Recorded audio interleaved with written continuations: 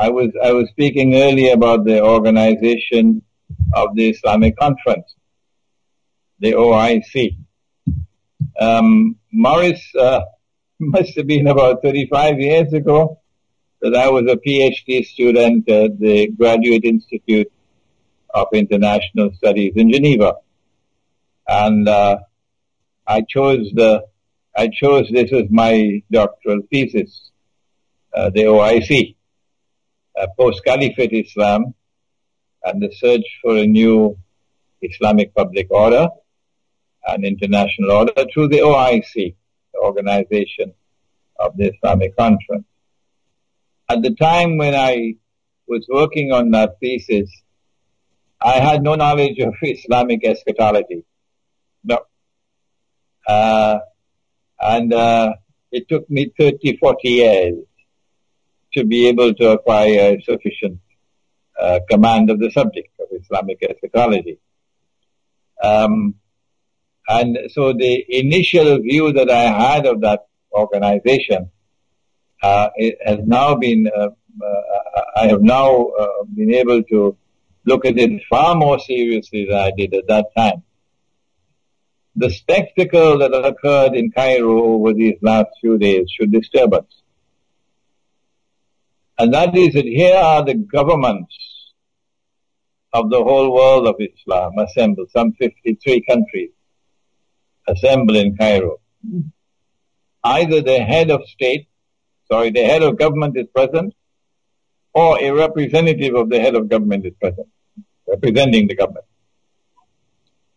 And this body appealed to the Security Council of the United Nations to do the job it is supposed to do in Syria. That's what they did. The religion of Islam is based on the Quran.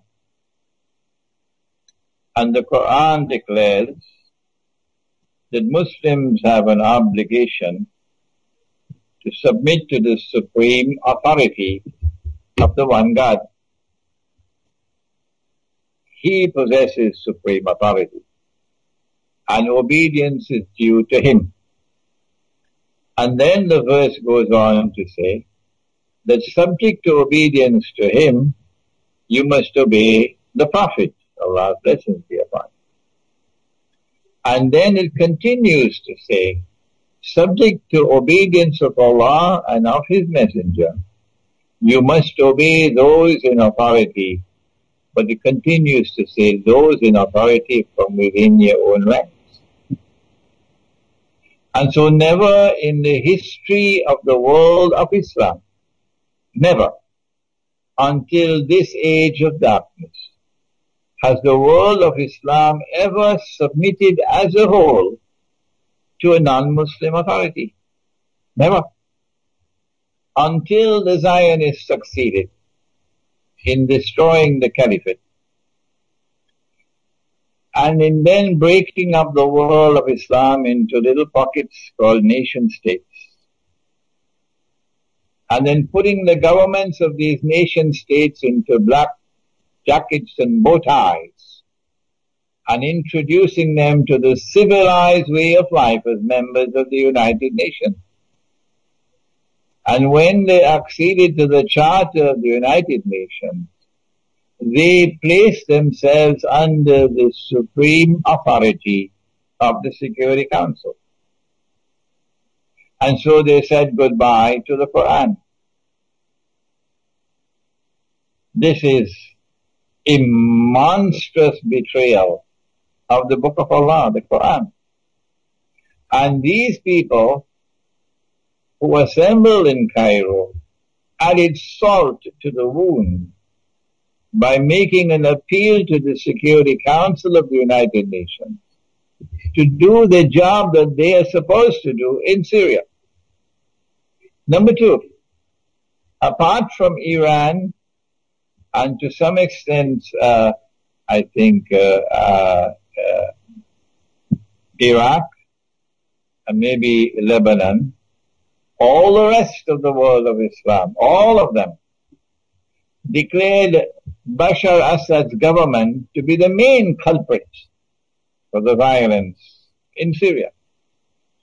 And none of them ever mention or will ever mention that Saudi Arabia and Qatar and Turkey are complicit in sending men and sending weapons and financing an insurrection in another country.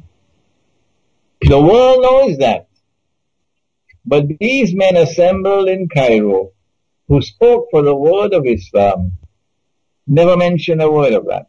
And they will not mention. And so Putin was presented with the spectacle of his ally, Iran, standing all alone. China saw Iran standing all alone. And China and Russia saw the whole world of Islam functioning as puppy dogs of the Zionists. Puppy dogs of the Zionists.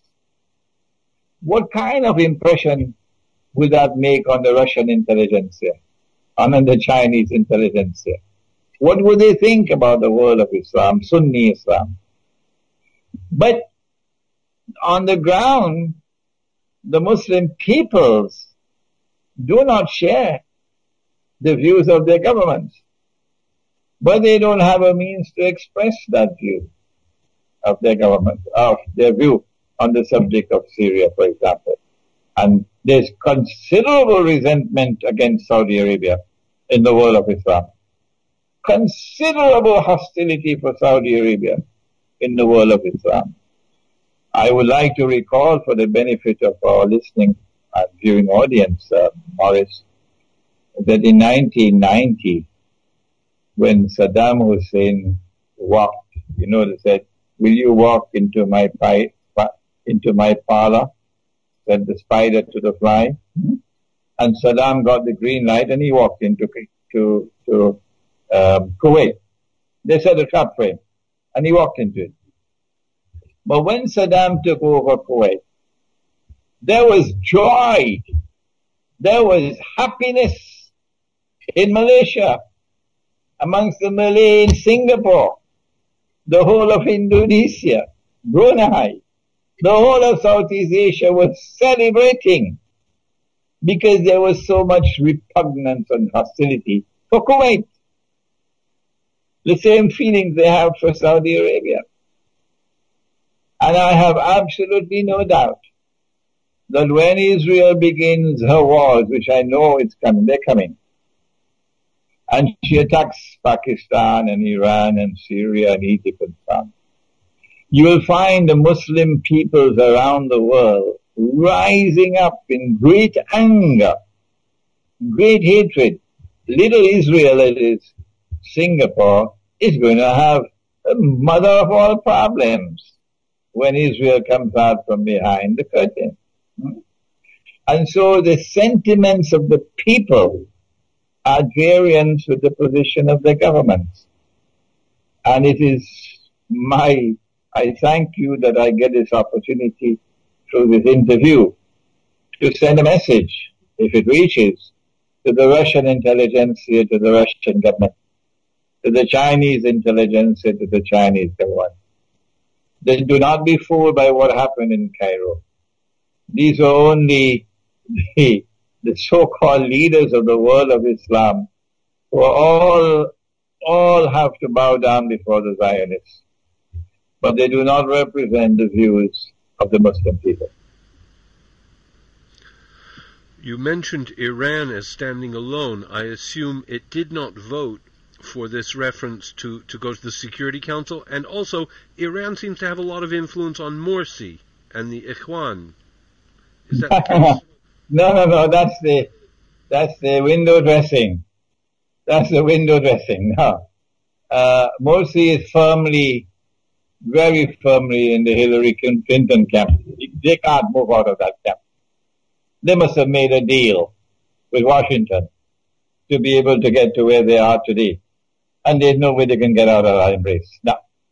So they can try whatever they want with Iran, making a visit to Iran getting Iran to visit, it doesn't change the ground, the reality. The reality is that Egypt is in this camp.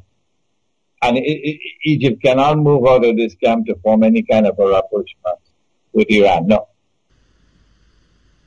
And you said that Iran stood alone. I presume it did not agree to the vote to go to the UN. It expressed reservations on the vote concerning Syria.